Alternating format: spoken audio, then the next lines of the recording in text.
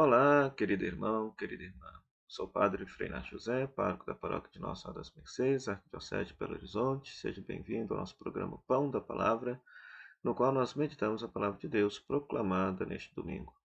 Minha saudação aos queridos radiovintes da Rádio Comunidade FM de Bom Sucesso, da Web Rádio Nossa Mãe de Birité, que nos acompanha nesse momento, e a todos aqueles que nos acompanham aqui nas nossas redes sociais, quer seja no YouTube, Facebook ou Instagram.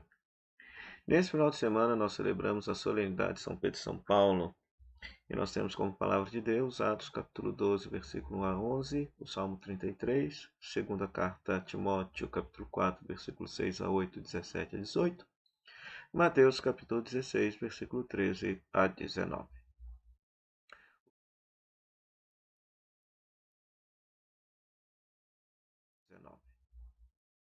O que esta palavra de Deus, essa porção da palavra de Deus hoje nos inspira a celebrar a vida de Pedro e Paulo?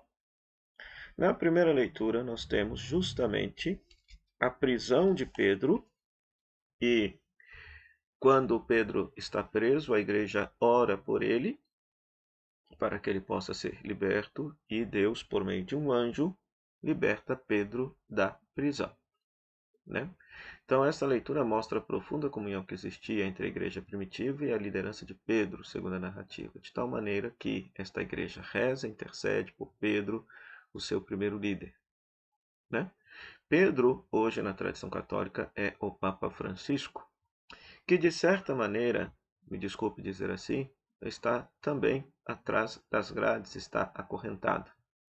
O Papa Francisco é um Papa reformador, conforme o próprio nome dele indica, tem feito inúmeras reformas na Igreja, na Cúria do Vaticano, na pastoral da Igreja, colocando a Igreja agora num aspecto absolutamente missionário, um aspecto de ir ao encontro das pessoas. E ele recebe muita aceitação por parte do povo de Deus, por parte das pessoas e até mesmo de pessoas que não são cristãs, pessoas que não aderiram à igreja ou aderiram a Jesus Cristo. Mas, por outro lado, ele recebe uma grande resistência por parte de um clero que está acomodado, de um clero que quer as glórias da liturgia, as pompas da liturgia, um clero que se acha dono da moral e dos costumes, um clero que quer muitas vezes fechar as portas das igrejas para não acolher as pessoas na sua individualidade, as pessoas na condição existencial que estão. Então, o Papa Francisco atualmente vive esta mesma situação de Pedro, está aprisionado. Ele quer lançar a igreja rumo às pessoas, mas tem muita gente jogando contra ele.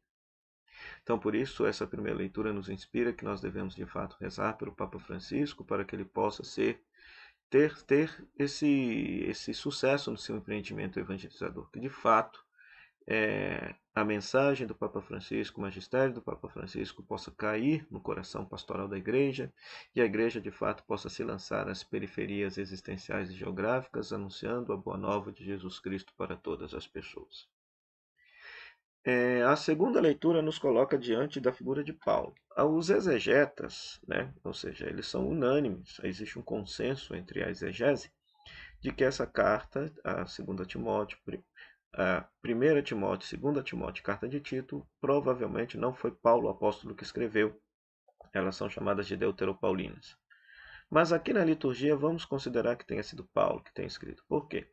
Porque o texto mostra que uma pessoa é alguém que está preso, que está prestes a morrer. Ele afirma que combateu o bom combate, guardou a fé e agora vai oferecer a sua vida ao Senhor em martírio.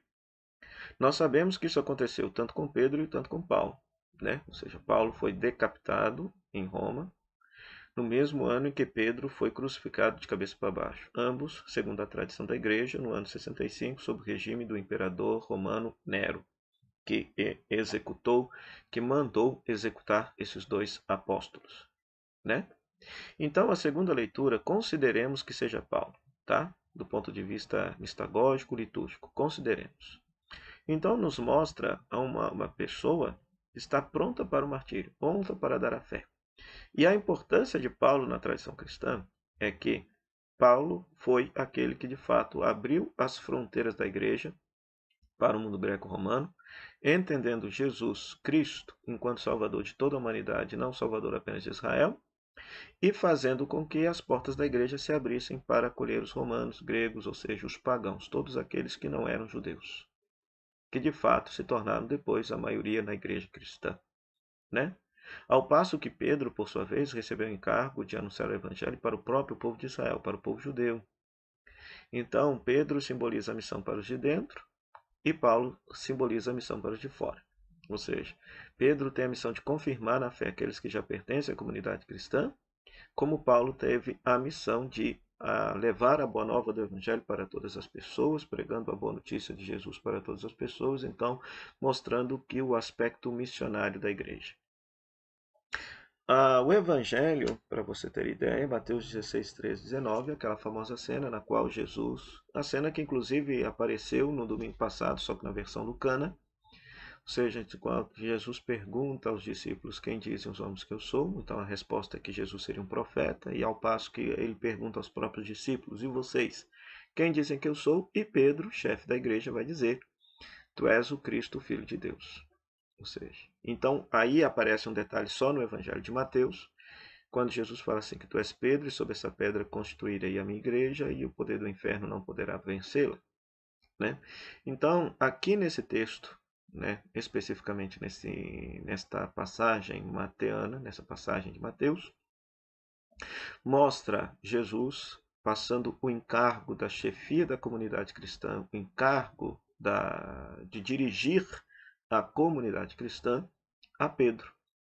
Por isso que os evangelhos depois vão narrar sempre, por exemplo, quando se chamam os apóstolos, Pedro é sempre o primeiro a ser chamado. Por quê? Porque na igreja cristã primitiva, Pedro tomou a proeminência, foi o líder primitivo da comunidade cristã, e a tradição católica depois vai afirmar, entre aspas, que ele é o primeiro papa e que todos os papas são sucessores de Pedro. Então, por isso, Papa Francisco hoje é Pedro para nós, aquele que de fato nos confirma na fé, aquele cuja fé é o alicerce da igreja, né? Ou seja, a fé de Pedro é o alicerce da construção da igreja. O que é a igreja? A igreja é a comunidade de todos aqueles que acreditam que Jesus é o Cristo.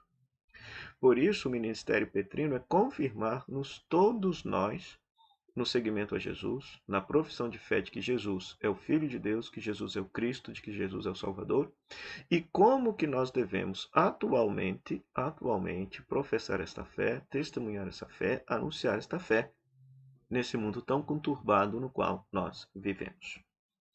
Então, queridos irmãos, queridas irmãs, a figura de Pedro e Paulo são muito importantes, são chamadas de duas colunas da igreja. Se a fé, se Jesus Cristo é a pedra na qual a igreja está construída, as duas colunas que dão sustentáculo, essa é justamente a missão de Pedro e Paulo. É necessário evangelizar os de dentro, catequizar os de dentro, fortalecer a fé dos de dentro, daqueles que já aderiram a Jesus, que não estão suficientemente evangelizados, mas também a igreja tem que estar de portas abertas no espírito missionário para ir ao encontro de todas as pessoas que sofrem, de todas as pessoas que necessitam escutar a boa notícia de Jesus em sua vida. Então peçamos a Pedro e Paulo que nesse dia possa interceder por nós, para que nós sejamos confirmados na fé cristã e que nós também tenhamos o ardor missionário de anunciar e testemunhar Jesus para todas as pessoas. Oremos. Ó Deus, que hoje nos concedeis a alegria de festejar São Pedro e São Paulo, concedei à vossa igreja seguir em tudo os ensinamentos desses apóstolos que nos deram as primícias da fé. Por nosso Senhor Jesus Cristo, vosso Filho, na unidade do Espírito Santo. Amém. O Senhor esteja convosco, Ele está no meio de nós, que a bênção de Deus Todo-Poderoso, Ele que é Pai, Filho e Espírito Santo, Deus sobre vós permaneça para sempre. Amém. Meu muito obrigado à Rádio Comunidade FM, que nos cede esse espaço para pregar a palavra de Deus, bem como à Web Rádio Nossa Mãe de Birité. A você, querido internauta e rádio ouvinte, o meu muito obrigado. Você que nos acompanha aqui nas nossas redes sociais, que você possa dar a sua curtida, compartilhar com seus amigos. Se você ainda não é inscrito nos nossos canais, se inscreva, pois tem muita coisa boa, muita teologia bíblica boa aqui no nosso canal Palavras de Redenção. Até o próximo programa, o Pão da Palavra, se Deus quiser. Tchau, tchau.